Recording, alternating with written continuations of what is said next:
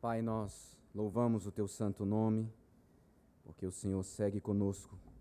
Tu és o Deus presente na vida dos Teus filhos e filhas. Tu és o Deus que preenche todo o universo.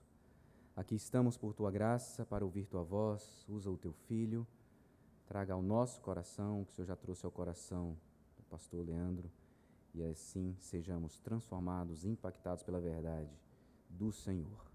Em nome de Jesus. Amém. Boa noite, meus irmãos. A paz do Senhor, que o Pai possa abençoar muito a vida de todos hoje à noite, como já tem abençoado. Antes de mais nada, eu queria desejar dar os parabéns para os irmãos, né, pelo aniversário, como igreja presbiteriana. E eu acabei de saber uma coisa, eu não sabia antes, né, que no mês de aniversário de vocês também transformam isso no mês missionário. Faz todo sentido com a história dos irmãos e com a história da igreja como um todo. A gente comemorar o nosso aniversário com a certeza e a convicção que o nosso Pai quer que a gente chegue a todas as nações.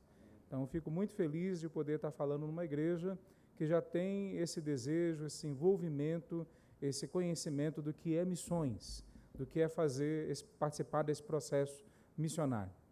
Meu nome é Leandro Tinoco, os irmãos já ouviram, eu sou pastor da Igreja Batista Calvário, em Goiânia, uma igreja muito nova, nós estamos plantando ela nesse momento, na verdade, mas antes de me tornar pastor dessa igreja, eu fui missionário na China por quase 10 anos, e há uns 5 anos atrás a gente entendeu, eu e minha esposa, que era hora da gente voltar, não porque nós tínhamos planejado, mas por causa da saúde dos meus sogros. Então a gente voltou de férias para o Brasil e decidimos ficar aqui no Brasil para cuidar deles. Problemas de saúde bem graves, eles já bem idosos, e ficamos aqui, mas a gente entendeu naquele momento que não era o tempo ainda de parar o que a gente fazia na China. Então eu continuo indo à China 3 vezes por ano, agora em outubro eu estou indo novamente à China. Eu fui de mudança em 2006 para a China, mas a partir de 2005 eu comecei a ter uma relação com a igreja e com aquele país, eu fui até lá, conheci, e no começo a gente não se sentia muito capaz, ou pelo menos não entendia exatamente como Deus poderia nos usar, mas à medida que a gente foi conhecendo a necessidade, a igreja chinesa foi explicando para nós o que eles passavam, o que eles tinham passado. Eu não sei se os irmãos conhecem a história da igreja na China, mas na década de 50 entrou o comunismo, e o comunismo pegou uma igreja com 700 mil cristãos, diminuiu essa igreja para 350 mil, perseguindo, matando, expulsando pessoas do país, muitos missionários estrangeiros morreram, e nós ficamos, a partir de então, sem ver o que acontecia dentro da China. Então, na década de 50, 60 e 70, até o final de 70, a gente não soube o que estava acontecendo. Quando no finalzinho de 70 morre o grande líder do comunismo, Mao Zedong, e começa a década de 80, nós somos convidados, como Ocidente, a voltar a visitar a China, fazer negócios com a China, a mandar professores para a China, e não fomos convidados a fazer missões na China. Mas a gente começou a fazer missões na China mesmo assim. Importa antes obedecer a Deus do que aos homens. Era proibido, mas nós começamos como missionários, como igreja no mundo, a enviar missionários para lá. E quando nós entramos na década de 80, nós descobrimos que agora não tinha 700 mil ou 350 mil cristãos. Agora a gente tinha 15 milhões de cristãos. Ainda hoje a gente não sabe explicar por quê. A gente não tinha líderes na China, todos eles estavam mortos ou presos e ficaram assim por 20, 30 anos. A gente não tinha Bíblias, todas as Bíblias foram confiscadas. As que eles tiveram durante 30 anos foram Bíblias escritas à mão, passadas de um por um, escondidas, porque se fossem pegos com essas, eles iriam para a cadeia. A gente não tinha qualquer envolvimento maior, evangelístico, que não era permitido. Era absolutamente proibido e inibido de todas as formas. Mesmo assim, a igreja pulou para 15 milhões de cristãos. O maior crescimento da história, dentro de um povo, o maior crescimento da igreja na história. E a história não parou ali. Isso foi década de 70 até 80. 80, 90 e depois começo de 2000, a igreja pulou para mais de 120 milhões de cristãos. Ainda hoje eles estão tentando entender o que está acontecendo. É o que nós chamamos, historicamente, de avivamento. Um grande avivamento está acontecendo na China, na Índia, na Coreia do Sul e também na Coreia do Norte. Na verdade, um grande avivamento está acontecendo no meio dos povos. No meio dos povos, alguns que ainda são considerados não alcançados, mas que o Espírito Santo de Deus tem levantado homens e mulheres para irem lá e testemunhar, e igrejas têm sido plantadas. Então, quando a gente começou esse envolvimento com esse país, em 2006, 2005, 2006, a igreja contou essa história para a gente e contou a necessidade deles. Eles tinham duas grandes necessidades no meio de várias necessidades. Eles precisavam de Bíblias e eles precisavam de treinamento de líderes. Nós mobilizamos a igreja brasileira de várias denominações e nós conseguimos levantar 550 mil Bíblias, doamos em 28 províncias na China. Essas igrejas que receberam essas Bíblias mandaram líderes para os nossos treinamentos. Nós treinamos cerca de 3 mil líderes. E como resultado dessa ação, ou desse conjunto de ações, a gente preparou alguns desses líderes para criarem agências missionárias. E nós criamos 7 agências missionárias com os irmãos na China, com as igrejas chinesas. No meio de perseguição ainda, bem menor do que da década de 50, 60 e 70, mas ainda com perseguição, mas eles não se importam com isso, desde que eles consigam fazer o trabalho deles. De lá para cá, de quando nós criamos para cá, nós já alcançamos mais de 30 povos, isso faz um pouco mais de 6 anos, e eu podia dizer para os irmãos que isso é fruto do nosso trabalho, mas não é exatamente assim que eu enxergo. É fruto de um trabalho grande, de um grande número de pessoas que, empoderadas pelo Espírito Santo de Deus, têm feito o Evangelho chegar nos cantos mais distantes da terra. Eu não planejei, eu pensei que podia planejar, rápido eu desisti de planejar, pelo menos acreditar que o meu planejamento podia ser realizado, mas Deus tem feito muito maiores coisas do que a gente poderia planejar. Uma das coisas que a gente tem que entender, e a gente vai falar um pouco de missões hoje, mas a gente precisa entender esse contexto maior aonde nós estamos entrando, para nós aterrissarmos com uma visão clara do que nós estamos falando. Quando nós falamos de missões, nós não estamos falando de uma parte da igreja, ou algo que a igreja faz, como, por exemplo, a música, como, por exemplo, o trabalho com as crianças ali atrás, como, por exemplo, a educação. Tudo isso é importante, faz parte do que a igreja é, do que a igreja precisa ser. A igreja precisa mostrar de várias formas quem é o nosso Deus, a quem nós servimos. Mas quando nós falamos de missões, nós estamos falando do grande alvo do nosso Deus, que desde o início da história, ou mesmo antes da história, se a gente ler Efésios capítulo 1, 1 Pedro capítulo 1, 1 Coríntios capítulo 1, nós vemos que Jesus foi escolhido antes da fundação do mundo para nos salvar. A história da salvação começa mesmo antes do pecado entrar na terra, porque Deus é um Deus missionário. Então, quando nós olhamos isso, nós precisamos entender que o que nós estamos fazendo é a representação do maior poder, do maior empreendimento, do empreendimento mais comprido na história, onde mais recursos foram colocados, onde mais pessoas se envolveram. Nós fazemos parte do empreendimento que é muito maior em todos os momentos da história, mas acima de tudo hoje, do que o investimento da Coca-Cola, da Apple, da Microsoft ou de qualquer outra grande empresa que você possa se lembrar. Veja, nós temos o maior contingente de pessoas, o maior levantamento de recursos. Nós estamos na maior quantidade de cidades, povos, países, locais remotos. Não existe empreendimento na face da terra tão grande, tão amplo, como missões, como processo missionário. Então, quando Deus nos chama, em 2 Coríntios 5:20, de embaixadores de Cristo, Ele não está falando para nós que nós temos uma função pequena. Veja, uma comunidade como essa, mesmo sendo maior do que muitas outras, ainda é bastante pequena para uma cidade como Brasília. O que dirá do Brasil inteiro ou do mundo? O que é que nós podemos fazer? Quantos nós estamos aqui hoje? 500? 600? Quantos de nós poderiam transformar o mundo? Muito mais do que a quantidade de pessoas que está aqui hoje. Mas nós somos representantes do novo céu e da nova terra. Nós somos representantes daquele grande empreendimento que vai culminar em Apocalipse, capítulo 21 e 22, a Jerusalém descendo, a cidade que desce num jardim, e que ela parece um templo porque a presença de Deus está ali, e pessoas de todas as 16.500 etnias, ou mais, que nós não conhecemos, vão estar naquele dia, diante do trono do Cordeiro. Então não tem empreendimento maior, não tem representação maior, não tem nada que nós possamos nos envolver que valha mais a pena do que nos envolver com o projeto do reino de Deus e esse sendo levado a todos os cantos do mundo. Nós somos embaixadores de Cristo Jesus. E as igrejas locais, se a gente continuar na lógica, são as embaixadas desse reino. Porque a nossa cidadania não está mais aqui. Como diz Paulo lá aos Filipenses, capítulo 3. Nós somos cidadãos do novo céu e da nova terra. Meus irmãos, eu podia falar mais, e semana que vem a gente vai citar mais algumas coisas, mas se a gente vê a velocidade com que o Evangelho está caminhando nos últimos 30 anos, se a gente observa como tem caminhado, a gente vai ficar surpreso. Como que nós fizemos em 30 anos, em algumas áreas, mais do que a igreja fez em 1.900 anos antes da gente.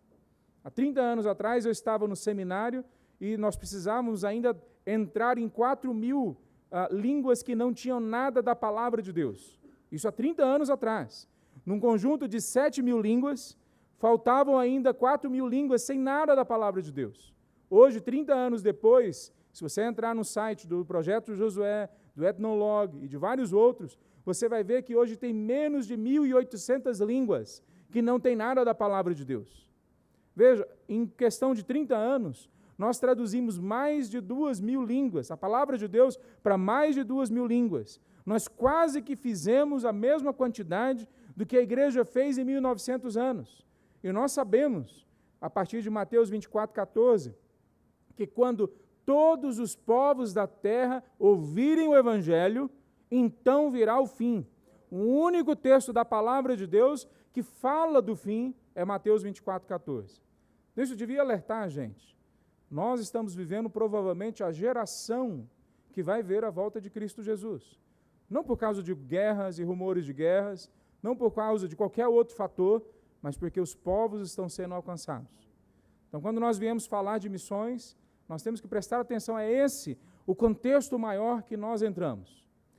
O trabalho da Conectar, se vocês quiserem depois conhecer, ali fora a gente tem um stand, mas a Conectar é só uma agência.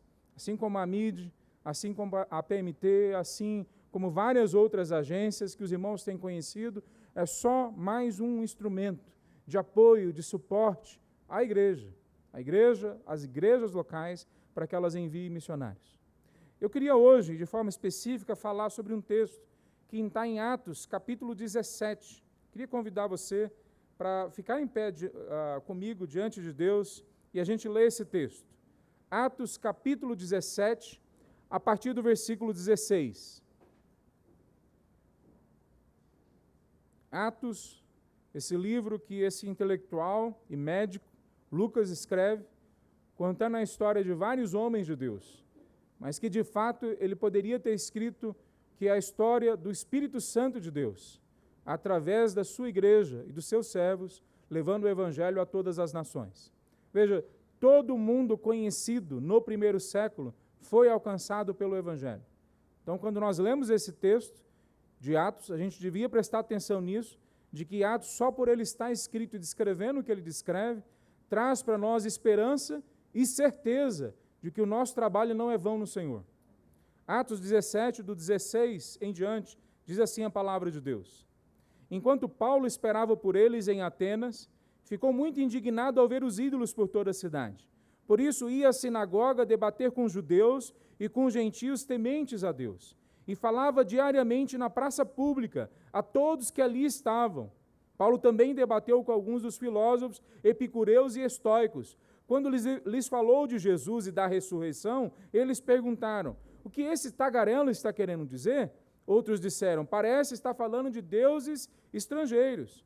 Então levaram Paulo ao conselho da cidade, ao Areópago, e disseram, pode nos dizer que novo ensino é esse?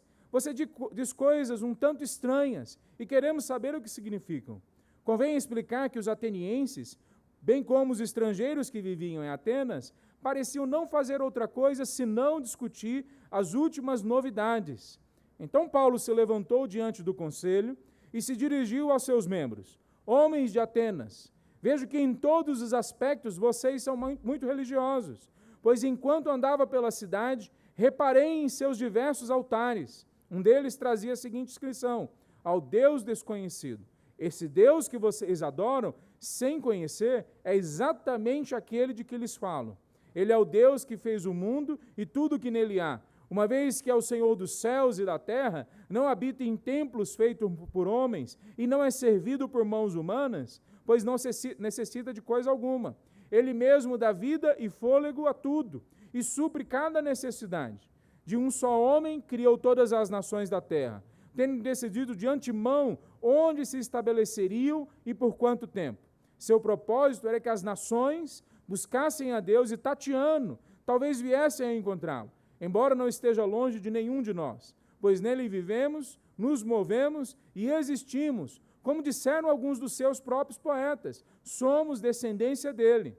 E por isso, e por ser isso verdade, não devemos imaginar Deus como um ídolo de ouro, prata ou pedra, projetado por artesãos.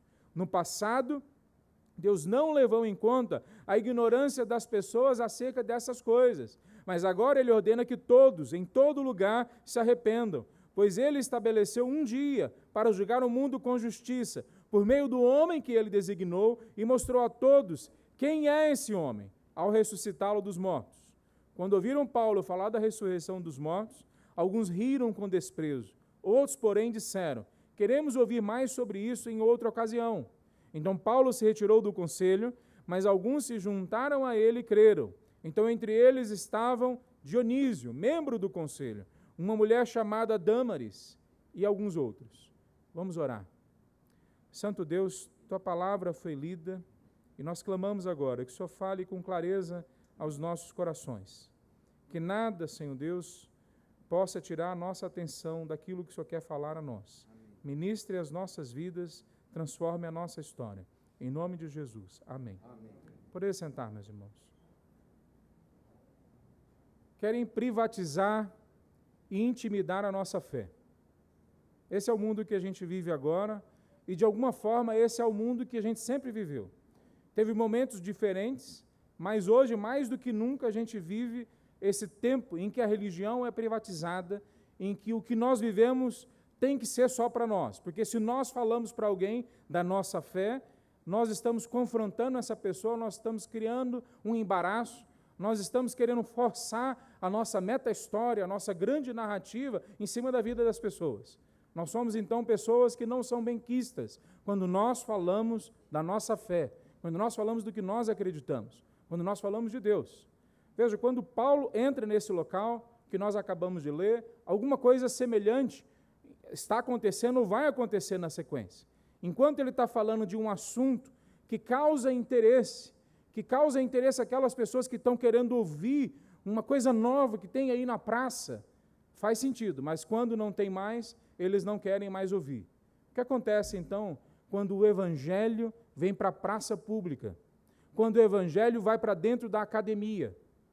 O que acontece? Quando a gente olha para esse texto, a gente precisa lembrar que o Evangelho, essa fé bíblica que nós seguimos, ele nunca vai ser enclausurado na lógica da religião, nem na do mercado, nem da cultura. Quando a gente olha para o Evangelho, a gente tem sempre que se lembrar que ele é o poder de Deus para mudar a realidade na sua totalidade, tanto na vida da pessoa quanto na cultura da pessoa, tanto nas emoções da pessoa quanto na intelectualidade dela. Então, quando a gente vê o que acontece nesse texto, isso tem que alertar a gente acerca do momento que a gente vive. Nós vivemos, vocês vivem, em Brasília, capital do país, o local onde as decisões são tomadas, muito semelhante, talvez, ao local que Paulo está falando aqui.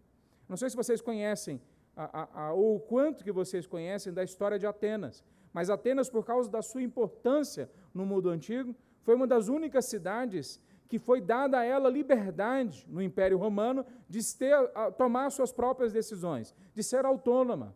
Então, para ali corriam os intelectuais da época. Ali é que nós vemos o platonismo, o Sócrates desenvolvendo, as filosofias caminhando, ali é que a poesia floriu mais no mundo antigo, naquele ambiente da Grécia e de Roma.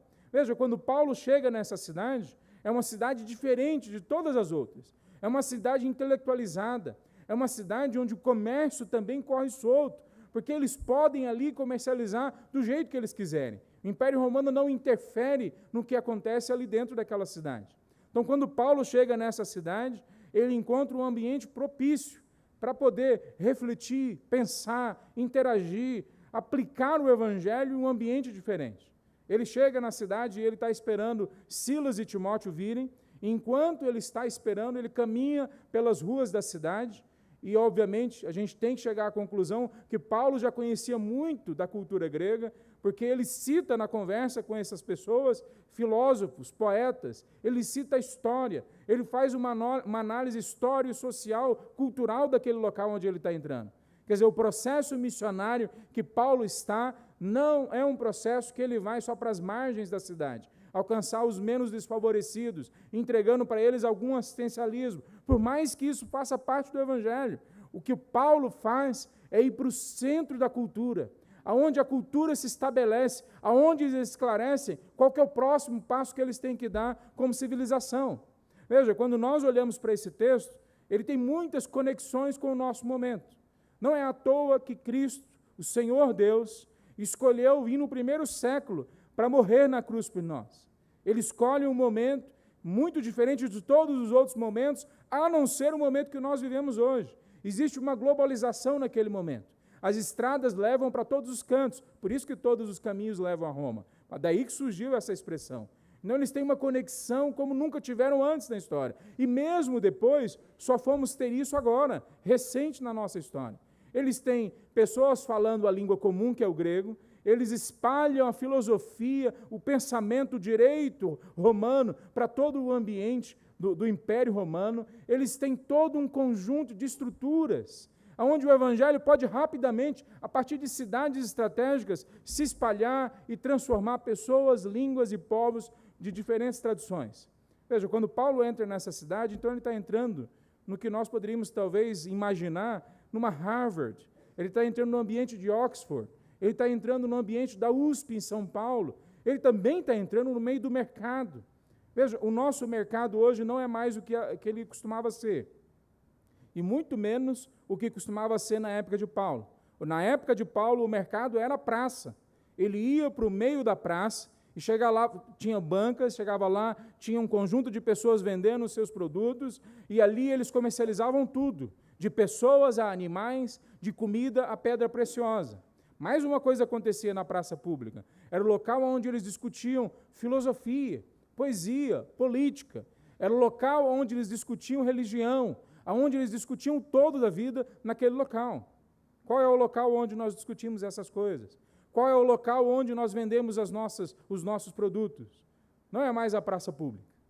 Agora é a internet.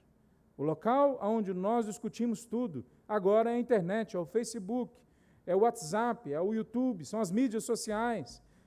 O Google lançou um resultado de uma pesquisa que nos próximos 3 anos, mais de 80% de todo o resultado de pesquisa que tem no site deles, no Google, vai vir agora com vídeos, para que sejam autoexplicativos, fáceis de digerir, porque ninguém está lendo mais, ou pouca gente, especialmente o pessoal mais novo que eu, né? Não estão lendo mais coisas, eles estão vendo, eles estão assistindo, e é lá também que eles estão comprando coisas, é lá também que eles estão formando os seus conceitos, é lá também que eles estão formando os seus princípios, como viver como família, como viver como profissional, como viver como estudante, como viver como um cidadão no Brasil ou cidadão no mundo.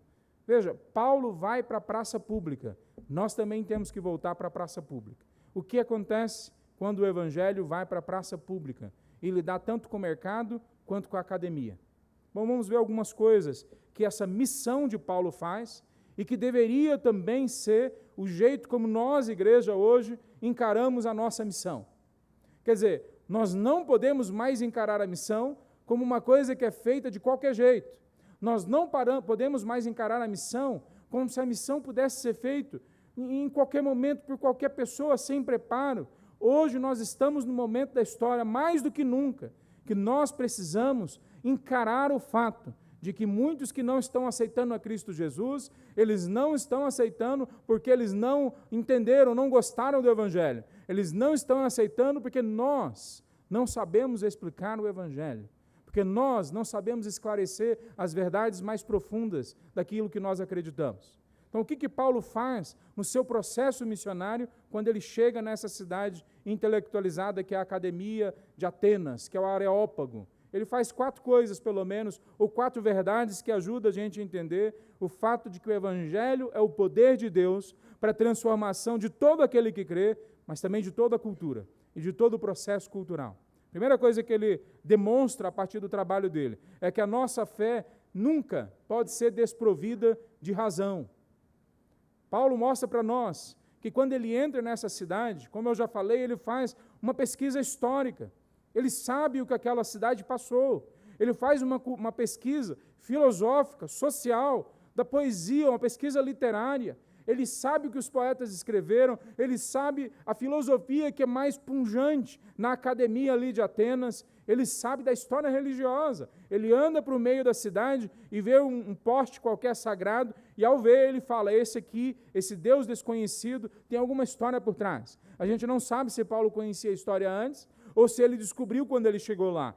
O fato é que quando ele vai para a academia, para o Areópago, ele usa essa história para se referir, para fazer um ponto de contato com aquela cultura. Ele usa a lógica para construir argumentos que fazem sentido para aquelas pessoas. Ele fala, olha, tem um Deus desconhecido que vocês não conhecem, eu conheço esse Deus. A história que está por trás é um tempo atrás na história, quando o povo passou fome e eles sacrificaram a todos os deuses conhecidos.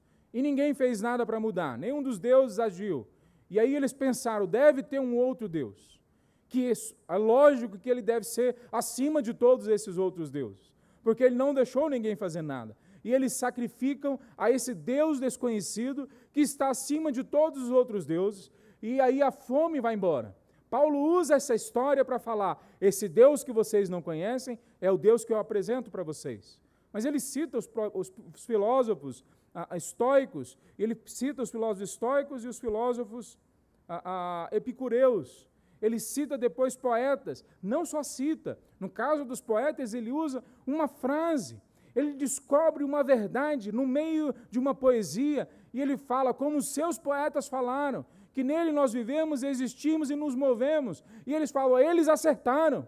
Ele não diz que eles acertaram acerca de tudo, mas eles pegam uma coisa cultural e falam, a cultura de vocês também tem coisas bonitas, a cultura de vocês também tem o belo, a cultura de vocês também tem a verdade. E veja só, a verdade, o belo, essas coisas, riquezas que encontramos nas culturas dos outros, todas elas apontam para Deus. Elas não são salvíficas. Só quem salva é a mensagem clara de Jesus Cristo. Mas nós podemos encontrar em todas as culturas traços, perfis, momentos que a graça, a misericórdia, o que nós chamamos de graça comum, invade a vida das pessoas e cria no coração delas um desejo por conhecer a Deus. Mas nós nunca vamos saber identificar isso na cultura do outro, se nós não fizermos perguntas, se nós não andarmos no meio deles, se nós não vemos os filmes que eles veem, se nós não ouvimos as músicas que eles ouvem, se não estudarmos literatura comparada, se nós não entrarmos fundo ao conhecimento antropológico e sociológico para entender como eles lidam com essas verdades. Paulo lida com tudo isso, e ele apresenta o Evangelho, não um Evangelho difícil de ser entendido, mas um Evangelho que vai direto no ponto. Veja, não é que tudo é fácil. Paulo vê, os textos citam para nós, Lucas fala que eles interpretaram que Paulo não estava falando de um Deus, mas de 2 deuses, que era Jesus e a ressurreição. Eles entendem que é um Deus homem e um Deus mulher. São 2 deuses que eles estão pensando que Paulo está falando. Quando lá na frente Paulo explica que ressurreição não é uma pessoa, é realmente o processo de alguém que morreu e agora está vivo, do cordeiro que foi morto, mas agora está vivo. Ele tem uma reação forte daquelas pessoas. Por quê? Porque ele está falando algo que em nenhum momento da história, em nenhuma filosofia, em nenhuma religião, jamais foi aceito, que é possível alguém ressuscitar. Veja, nós vivemos há 2000 anos depois de Paulo, e às vezes nós temos a impressão de que nós estamos vivendo no momento mais sofisticado, intelectualmente falando. Tome cuidado com isso. A filosofia grega começou 2.500 anos atrás. Quando nós olhamos para o Oriente, o confucionismo também começou há 2.500 anos atrás. O nosso direito ainda hoje é impactado tanto pela palavra de Deus, aquilo que vem do Pentateuco, como é impactado pela lógica romana, pelo direito romano. Então, aquilo que nós vivemos hoje, ainda em muitos sentidos, é impactado pela sofisticação intelectual de mais de 2.000 anos atrás. Pois bem, Paulo não tem problemas em levar para um ambiente absolutamente sofisticado intelectualmente a verdade de que Cristo morreu por nós e de que Ele ressuscitou ao terceiro dia. Nós precisamos entender que a fé, ela vai além da razão, mas ela não joga fora a razão. A fé sempre começa com um processo de arrazoar, de pensar, de ser questionado, confrontado. Quando nós começamos a pensar, será que Deus existe? Será que é verdade isso que está na palavra de Deus? Será que isso realmente pode tocar a minha vida e transformar? Quando existe um processo que se inicia na nossa mente, isso significa que algo já começou a acontecer nesse ambiente, nessa ação, nessa coisa dentro de nós que nós chamamos de fé, que é sempre um presente de Deus, mas começa com um arrazoar. Então, a primeira coisa que Paulo vive a partir da sua ação missionária é que ele entende que a fé nunca joga fora, prescinde da razão. Ela sempre vai junto. Segunda coisa, no processo missionário de Paulo, que ele nunca se omite de lidar com a cultura e com a sociedade em volta dele. Veja, ele vai para o meio da onde a cultura acontece, ele vai para o meio do mercado. Quando nós olhamos a história, nós temos muitas vezes dificuldade de lidar com o dinheiro, de lidar com empresas, como se isso fosse uma coisa ruim por si só. Nós interpretamos ou entendemos errado o texto, quando o texto diz que o dinheiro é raiz de todos os males. Veja, ele não fala que o dinheiro é ruim, ele fala que o amor, eu até citei o texto errado, deixa eu repetir, que o amor ao dinheiro é a raiz de todos os males, não o dinheiro que é a raiz de todos os males. Por que eu estou citando isso? Porque Paulo entra dentro de Atenas como empresário. Ele não entra dentro de Atenas como professor, simplesmente. Ele não entra dentro de Atenas como um missionário de uma outra religião que ninguém conhece. Ele é fazedor de tendas. Nós lemos nas entrelinhas do texto que Paulo não só era empresário, mas através da sua empresa, da fabricação e venda de tendas, ele sendo de classe média, provavelmente, ou até classe média alta, quem sabe até classe alta, nós entendemos que Paulo, nesse grupo de pessoas, mais de 50 discípulos que ele teve, e missionários que andaram com ele deve sustentar uma boa parte deles. Ele, a maior parte do tempo ministerial dele, se autossustenta a partir do seu trabalho. Veja, quando Paulo vai para o meio da cidade, ele vai como intelectual, mas ele também vai como profissional. Ele vai como uma pessoa que pensa, reflete, conhece filosofia, mas ele vai também como alguém que entende a lógica do mercado. Meus irmãos, uma das maiores faltas que nós temos hoje em missões não são de teólogos, não são de pastores, não são de evangelistas. Não tem ninguém que evangeliza melhor na China do que os nossos irmãos chineses. Eles são impressionantes. Nós damos R$1.000 para um chinês, que é menos do que ele precisa para o sustento dele. A gente chega 4 meses depois para ver como que ele está, com R$1.000 ele já tem 10 junto com ele. Eu falei, como é que você conseguiu? A gente foi colocando todo mundo junto e a gente foi fazendo. Nós começamos a primeira agência missionária com os chineses há uns 6 anos atrás. E eu falei para eles, olha, vamos devagar, a gente começa treinando uns 2, 3 e manda. Voltei 3 meses depois, eles já estavam com 16 missionários. Eu falei, meu irmão, não tem dinheiro que consegue levantar desse jeito. Eu falei, não, a gente vai sem dinheiro mesmo. Agora, como é que eu vou limitar, me inibir no processo missionário com a gente mandando missionários? Veja, eles não estão precisando de mais missionários somente. Eles estão precisando de um outro tipo de missionários. Pessoas que conseguem trabalhar na liderança, pessoas que conseguem organizar empresas, ONGs, agências missionárias, escolas, hospitais, ver o começo de missões modernas. William Carey foi para a Índia, um sapateiro de 35, 36 anos de idade, aprendeu 6 línguas, pelo menos, traduziu a língua para essas línguas, mas ele não era só um missionário profissional, ele também criou hospitais, escolas, empresas, e através desse processo ele entrou em todos os ambientes da cultura. Veja, Nós temos que voltar a pensar missiologicamente, missionalmente, a igreja. Não são os pastores e missionários que se prepararam, que são chamados a representar o reino de Deus. São todos os servos e servas da igreja, do reino de Deus, que estão nos bancos da igreja. Nós precisamos de mais empresários, nós precisamos de mais engenheiros, de mais professores, nós precisamos de mais químicos, de mais psicólogos, de mais médicos, de mais enfermeiros. Nós precisamos de homens e mulheres que antes de suas profissões entendam que cada buraco, cada canto da sociedade, cada centímetro da realidade, como foi falado no passado por C.S. Lewis e por outros, cada pequeno ambiente da sociedade precisa ser preenchido pela nossa presença. Porque quando a igreja entra nesses locais, o que nós levamos é a glória de Deus, a presença de Deus. Veja, Paulo não se omite, ele não se intimida, ele leva o evangelho para todos os cantos da sociedade e da cultura onde ele está.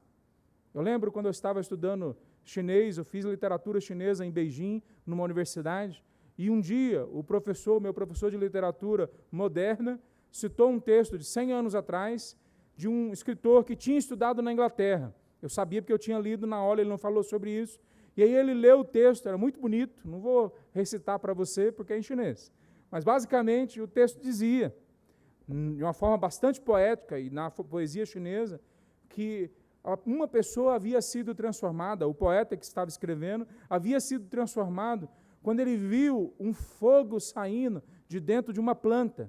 E aí o meu professor virou para mim e falou assim, para nós todos, os alunos, ele falou, olha, até hoje eu não entendi, ele tem doutorado em literatura, até hoje eu não entendi o que esse escritor quis dizer. Eu não sei o que ele quis dizer.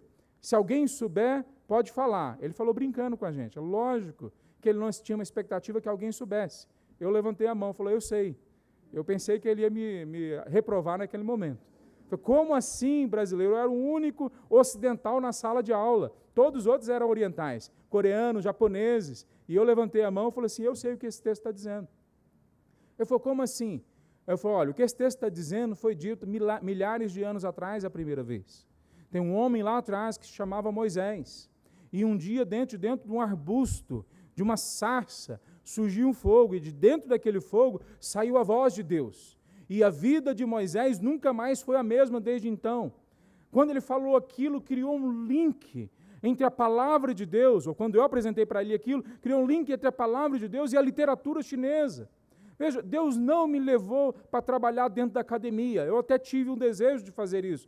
Mas Deus não me levou para fazer isso. Mas naquele dia, uma das coisas que veio no meu coração foi me lembrar, eu sou de Brasília, me lembrar quantas vezes eu fui na UNB e conversei com universitários cristãos que faziam literatura, que faziam sociologia, antropologia, que gostavam de ler, e eu fiquei pensando, se tivéssemos mais jovenzinhos aqui, que mesmo que não se entendessem como missionários, mas que fossem crentes em Cristo Jesus, e fossem estudar literatura nas universidades da China, agora eles poderiam ter um projeto de vida de longo prazo, para estudar a literatura chinesa, e mostrar como a beleza do Evangelho, mesmo nas culturas mais distantes, está lá dentro também, aponta para a presença, e para a ação, e para o que Cristo fez na cruz de Cristo. Veja, nós precisamos entender que o Evangelho não precisa se omitir e não precisa ter medo.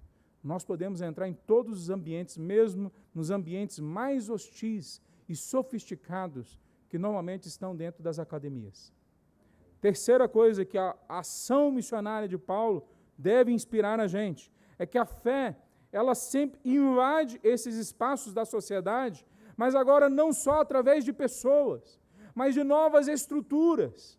Veja, quando Paulo vai conversar com eles, ele vai para dentro de uma estrutura primeiro que são as sinagogas. Depois ele vai para dentro de outra estrutura, que é a academia. Ele tinha já passado pela praça, estruturas que estão ali em volta, mas ele junta depois esses que se convertem e trazem para dentro de uma estrutura que é a igreja local.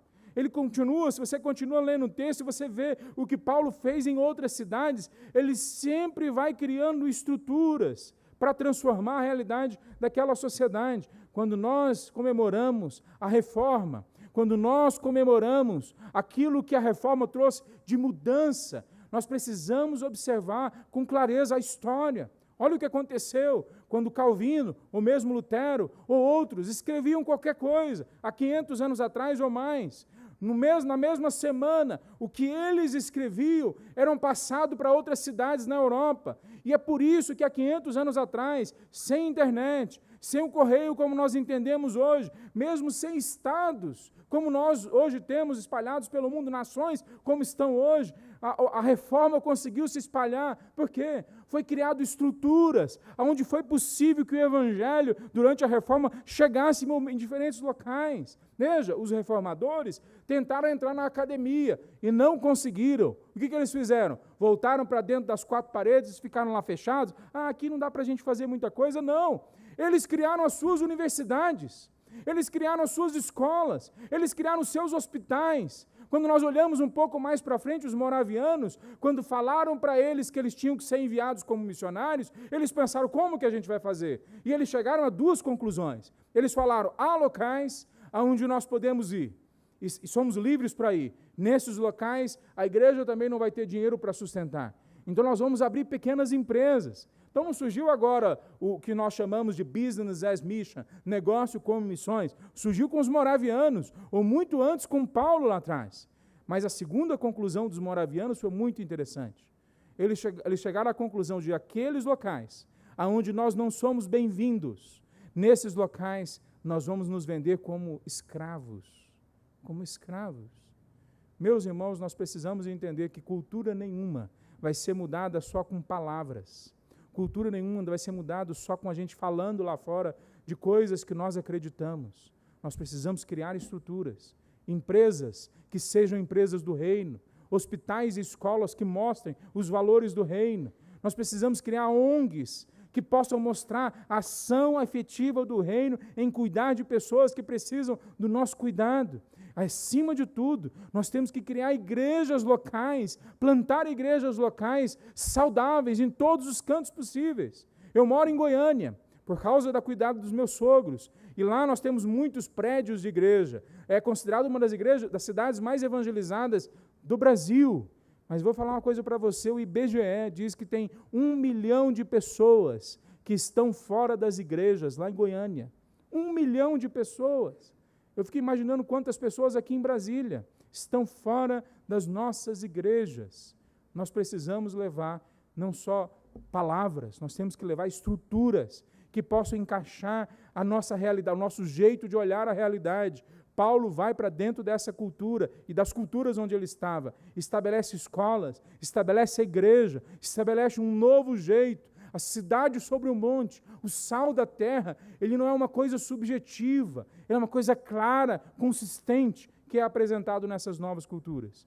A quarta coisa que a gente vê nessa ação missionária de Paulo é que a fé que Paulo tinha, a ação missionária dele, que é baseada no Evangelho, na clareza do Evangelho, sempre levava ele à proclamação. Ele não se intimidava em falar a verdade clara do Evangelho. Não era muito melhor no Areópago que Paulo, no final de sua mensagem, omitisse aquilo que poderia trazer algum transtorno? Não era muito melhor que no final de sua mensagem ele falasse assim, ok, para quem quiser ouvir mais, depois eu falo desse ponto. Não era melhor. Por quê? Porque o Evangelho não é tudo que nós falamos sobre o cristianismo. O Evangelho é uma mensagem concisa, muito clara, que se não for apresentada, nós podemos ter cristãos, inclusive, que parecem crentes, que se comportam como crentes, que têm a ética cristã em suas vidas, mas que ainda não têm Jesus em seus corações. Meus irmãos, a mensagem concisa do Evangelho é que Deus nos criou, nós pecamos e nos afastamos dele. Ele fez um plano e mandou o seu Filho para morrer em nosso lugar. Hoje nós precisamos nos entregar a Cristo Jesus como nosso Salvador, e um dia Ele vai voltar para nos restaurar a nova ordem, ao novo céu, a nova terra, ao jardim, vai nos restaurar ao projeto original que Ele tem para as nossas vidas. Veja, nós podemos pregar um monte de coisas sobre a palavra de Deus. E nós podemos, inclusive, terminar de pregar, e um católico vir e pregar, e depois um budista vir e pregar, e depois um islamista vir e pregar, e todos nós falarmos coisas muito similares. Porque se nós pregarmos um evangelho que parece religião, mas não apresenta a verdade concisa da salvação, nós fracassamos. Meus irmãos, a nossa sociedade em volta de nós precisa uma vez mais ouvir que só Jesus salva. Só Ele salva, ninguém mais. Nós precisamos uma vez mais olhar no rosto das pessoas e dizer com todo amor e misericórdia que a gente pode ter, clamar a Deus para dar isso para nós, mas olhar no olho deles, e talvez você seja uma dessas pessoas hoje à noite, e falar: o destino eterno daqueles que não conhecem e se entregam a Cristo é o inferno. Nós precisamos proclamar o Evangelho. Essa é a clareza com que nós temos que ir lá para fora.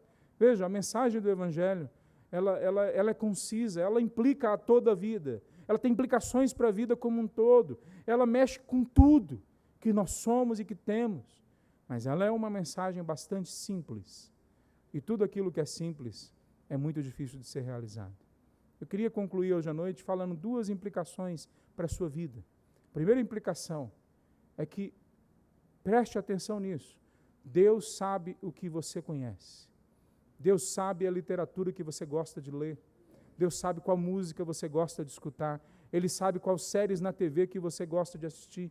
Deus sabe quais são as suas dúvidas acerca do Evangelho, quais são os seus medos quando você chega diante das pessoas e tem que falar o que você acredita. Deus conhece a realidade da sua cultura familiar, da cultura maior da grande família que você faz parte. Ele sabe aquilo que se passa no seu ambiente específico. Então não tenha medo. Chegue diante de Deus e fale para Ele: mostre para mim a tua verdade, esclarece para mim como lidar com esses dramas que são meus, que podem não ser do outro, que podem não ser do pastor que está falando, ou do pastor da igreja, mas são meus. Deus conhece aonde você tem dificuldades, para entender com mais clareza as implicações do Evangelho. Não saia diante de Deus, da palavra de Deus, com dúvidas. Chegue diante dele e fala: Senhor, esclareça para mim, me ajuda a pensar, a razoar, a ponto da fé ser revigorada em minha mente. Deus não quer que a gente se torne robozinhos. Deus não quer que a gente se torne pessoas que não usam a mente, que não planejam, que não têm lógica, que não sabem argumentar por que acreditam. Deus quer que você se torne uma pessoa cada vez mais madura na fé, que entenda onde se encaixa a sua profissão, que entenda onde se encaixa o seu conhecimento, a sua família, as suas habilidades. Ele quer que você se torne uma pessoa inteira, não só parte, não só religioso, mas uma pessoa inteira em Cristo Jesus. Segunda implicação que esse texto traz para nós: Deus conhece a cultura, a inteligência, a mente, a sofisticação de todos que estão à sua volta, mesmo dos ateus, mesmo dos agnósticos que estão à sua volta, mesmo daqueles que zombam da fé. Deus conhece o que eles precisam ouvir. Deus conhece onde eles precisam ser mudados.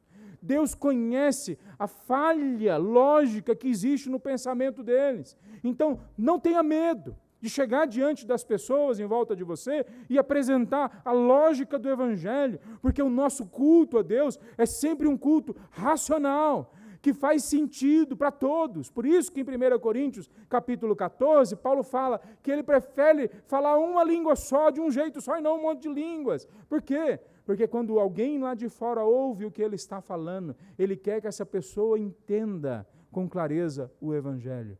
Deus conhece todas as pessoas que estão em volta de você. Então não se atemorize. Deus chegou antes de você aonde você está.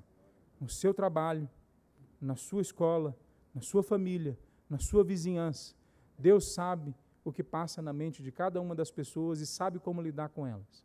É só buscar a presença de Deus, só gastar tempo na presença dEle, que Ele vai alertar, vai trazer aos seus olhos, vai abrir a sua mente para entender qual argumento, qual lógica, como explicar, que tipo de ilustração. E às vezes, ou muitas vezes, não vão ser palavras, mas vão ser gestos, vão ser entregas, vai ser o cuidado que nós mostramos pelo outro. Meus irmãos, o nosso momento é um dos momentos mais vigorosos da história. O avivamento que nós temos orado por décadas ou séculos está acontecendo agora.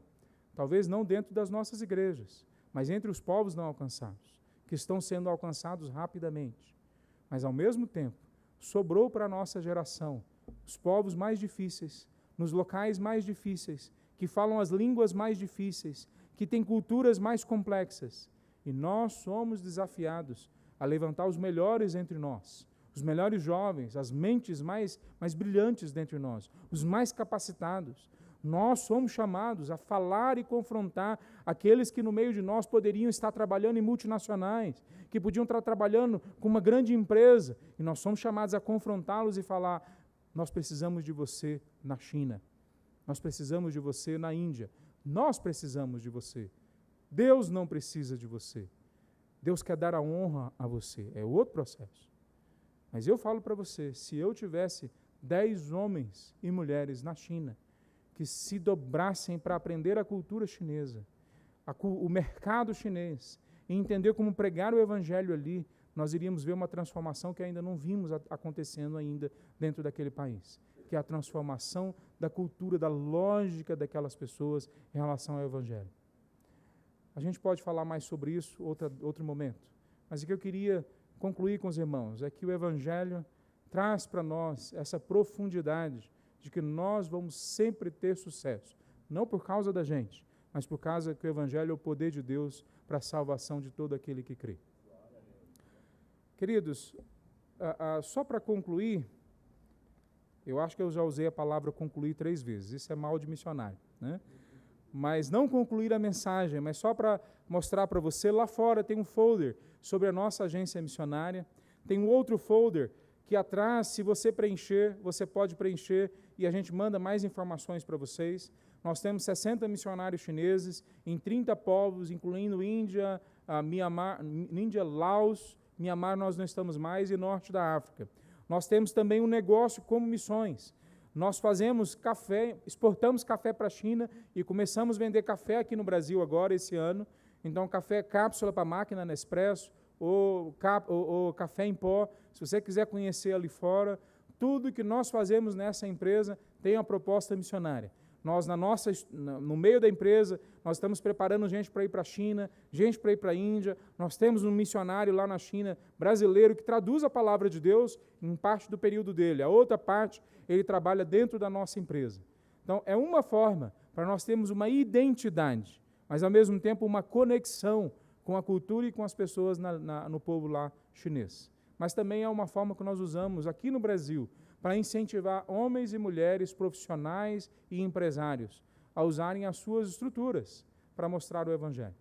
Que Deus possa nos abençoar a todos e eu fico muito feliz de poder estar com os irmãos aqui. Amém.